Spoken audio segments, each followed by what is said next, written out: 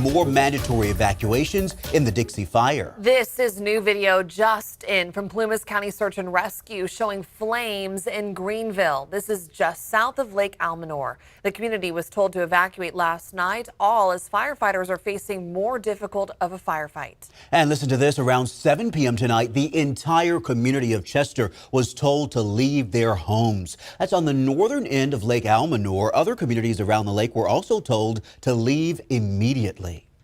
And more than 250,000 acres have already burned since the Dixie Fire started on July 13th. And PG&E equipment is being investigated for causing this fire. It has certainly been a long battle, and tonight I just spoke to a family in Greenville. They are staying behind to protect their home, but the conditions are very dangerous.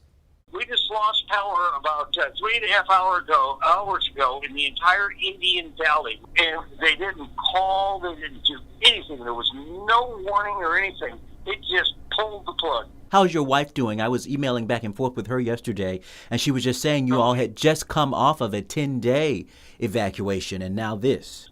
Really anxious today when the fire broke out and everything, but we both watered the house down, watered all the area down and everything, and she's doing just fine. She's a tough girl. The family tells me helicopters were making water drops every 5 minutes as they battled the fire today. Just look at all that smoke right above the family home. So let's get things over to ABC 10's Tracy Humphrey tracking those dangerous fire conditions tonight. Tracy. Hey, thank you, Madison. So we'll start things off with that red flag warning. Here it's called a fire weather warning, but it's the same. A red flag warning in effect for parts of Butte County, well up into parts of the Mount Shasta area. That will begin around midday tomorrow and run through Thursday night.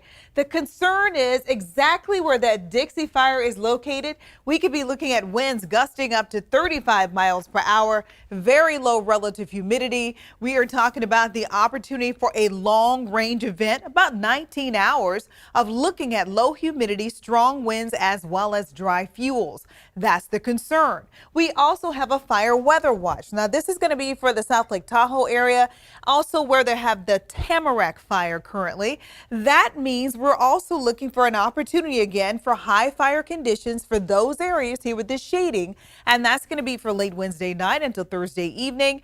And the difference between a red flag warning and a fire weather watch means that conditions could happen. When you're talking about a red flag warning, you need to have an evacuation plan in place for you as well as for your family. If you are in any of this red shading, that is something that's a little bit more imminent, something that we are a little bit more certain as far as those types of conditions developing.